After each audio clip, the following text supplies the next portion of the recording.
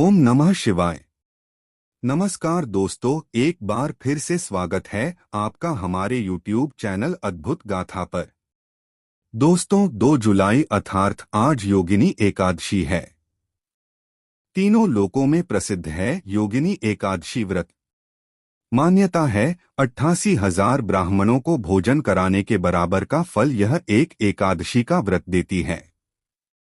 आज के इस वीडियो में हम योगिनी एकादशी व्रत की संपूर्ण जानकारी, पारण का समय एवं व्रत का महत्व, नियम और कथा सुनेंगे। इसलिए आपसे अनुरोध है, आप सब वीडियो को एंड तक देखिएगा, अन्यथा आप बहुत सी जानकारी मिस कर देंगे। दोस्तों, वर्ष भर में 24 एकादशी के व्रत पड़ते हैं और जब पुरुषोत्तम या अधिक मास होता है तब कुल मिलाकर 26 एकादशियां पड़ती है। आषाढ़ मास में 2 एकादशी आती है जिसे योगिनी और देवशनी के नाम से जाना जाता है। इसी क्रम में आषाढ़ माह के कृष्ण पक्ष की 11वीं तिथि पर योगिनी एकादशी का व्रत रखा जा रहा है, जो कि योगिनी एकादशी व्रत वर्ष 2024 में 2 जुलाई दिन मंगलवार को रखा जाएगा।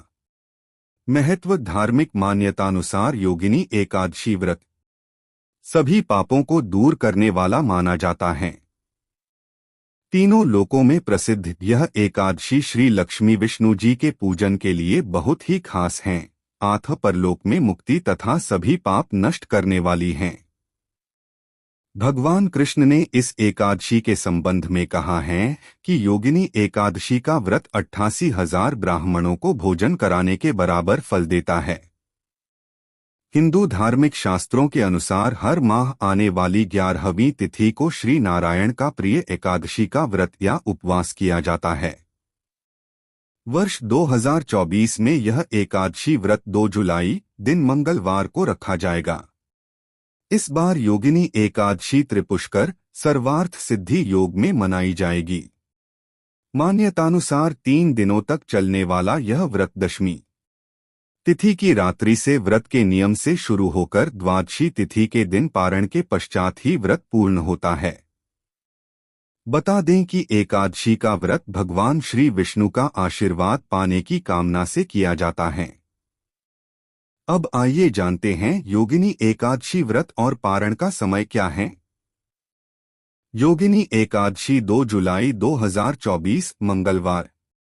आषाढ़ कृष्ण एकादशी तिथि का प्रारंभ 1 जुलाई 2024 को सोमवार को 10:26 AM शुरू होगा। योगिनी एकादशी का समापन 2 जुलाई को 08:42 AM पर होगा। उद्यातिथि के अनुसार 2 जुलाई 2024 को 11 का उपवास रखा जाएगा।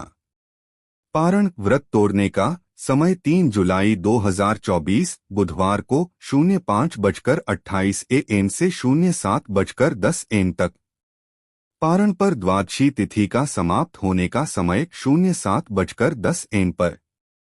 दोस्तों, प्रतिवर्ष आषाढ़ माह के कृष्ण पक्ष की एकादशी तिथि पर योगिनी एकादशी का व्रत रखा जाता है। इस व्रत का खास उद्देश्य मोक्ष पाना तथा पापों को दूर करना है। वर्ष 2024 में 2 जुलाई मंगलवार को योगिनी एकादशी व्रत रखा जाएगा। इस दिन मिट्टी और काले तिल के उपटन स्नान करना बहुत शुभ माना जाता है।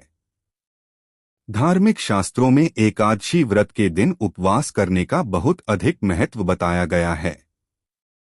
मान्यता के अनुसार एकादशी व्रत करने की इच्छा रखने वाले मनुष्य को दशमी से ही कुछ नियमों का ध्यान अवश्य ही रखना चाहिए तथा सावधानी पूर्वक यह व्रत करना चाहिए।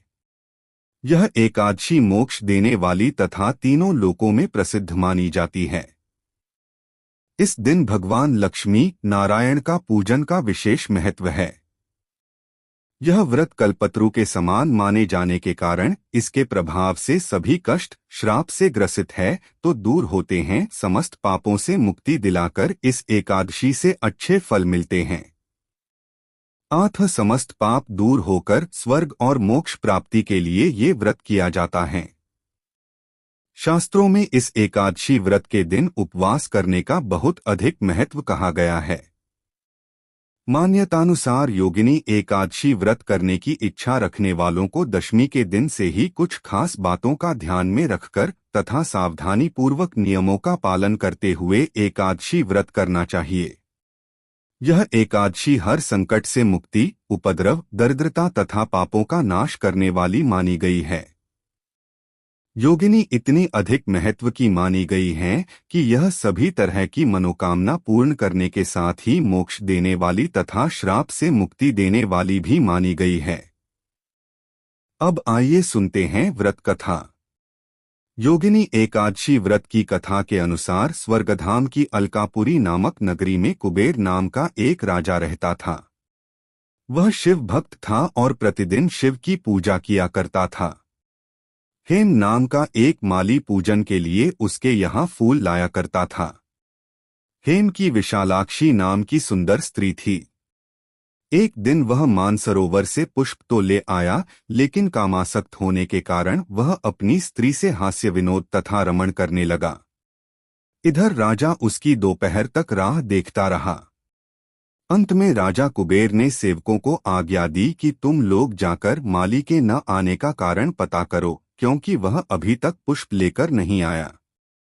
सेवकों ने कहा कि महाराज वह पापी अतिकामी है, अपनी स्त्री के साथ हास्य विनोद और रमण कर रहा होगा। यह सुनकर कुबेर ने क्रोधित होकर उसे बुलाया। हेम माली राजा के भय से कामपता हुआ उपस्थित हुआ। राजा कुबेर ने क्रोध में आकर कहा, अरे पापी, नीच, कामी, तूने मेरे परम पूजनीय ईश्वरों के ईश्वर श्री शिव जी महाराज का अनादर किया है, इसलिए मैं तुझे शाप देता हूँ कि तू स्त्री का वियोग सहेगा और मृत्युलोक में जाकर कोढ़ी होगा। कुबेर के शाप से हेम माली का स्वर्ग से पतन हो गया और वह उसी क्षण पृथ्वी पर गिर गया। भूतल पर आते ही उसके शरीर में श्वेत कोढ़ हो गया। उसकी स्त्री भी उसी समय अंतर्ध्यान हो गई। मृत्युलोक में आकर माली ने महान दुख भोगे, भयानक जंगल में जाकर बिना अन्न और जल के भटकता रहा। रात्रि को निद्रा भी नहीं आती थी, परंतु शिवजी की पूजा के प्रभाव से उसको पिछले जन्म की स्मृति का ज्ञान अवश्य रहा। घूमते घूमते एक दिन वह मार्कंडेय ऋषि के आश्रम में पहुंच गया, जो ब्रह्मा से भी अधिक वृद्ध थे और जिनका आश्रम ब्रह्मा की सभा के समान लगता था। हेम माली वहां जाकर उनके पैरों में पड़ गया। उसे देखकर मार्कंडेय ऋषि बोले, तुमने ऐसा कौन सा पाप किया है जिसके प्रभाव से यह हालत हो गई? हेम माली ने सारा वृत्तांत कह सुनाया। यह सुनकर हेम माली ने सारा वृत्तांत कह सुनाया। यह सुनकर ऋषि बोले, निश्चित ही तूने मेरे सम्मुख सत्य वचन कहे हैं, इसलिए तेरे उद्धार के लिए मैं एक व्रत बताता हूँ। यदि तू आषाढ़ मास के कृष्ण पक्ष की योगिनी नामक एकादशी का विधिपूर्वक व्रत करेगा तो तेरे सब पाप नष्ट हो जाएंगे। यह सुनकर हेम माली ने अत्यंत प्रसन्न होकर मुनि को साष्टांग प्रणाम किया। मुनि ने उसे स्नेह के साथ उठाया। हेम माली ने मुनि के कथनानुसार विधिपूर्वक योगिनी एकादशी का व्रत किया। इस व्रत के प्रभाव से अपने पुराने स्वरूप में आकर वह अपनी स्त्री के साथ सुखपूर्वक रहने लगा। अतः इस व्रत से समस्त पाप दूर हो जाते हैं और अंत में स्वर्ग प्राप्त होता है। तो दोस्तों, ये थी योगिनी एकादशी की संपूर्ण कथा और जानकारी। आशा करते हैं आपको आज की वीडियो अत्यंत पसंद आई होगी और ये जानकारी आपके बहुत काम आएगी। यदि आपको हमारी वीडियो पसंद आई है तो एक लाइक करें और कमेंट में प्रेम से ओम नमो भगवते वासुदेवाय अवश्य लिखिएगा। श्री हरि आप सभी पर अपनी कृपा बनाए रखे एवं आपके परिवार में मंगल करें। इसी मनोकामना के साथ आज के लिए इतना ही। मिलते हैं अगली वीडियो में। तब तक के लिए नमस्कार।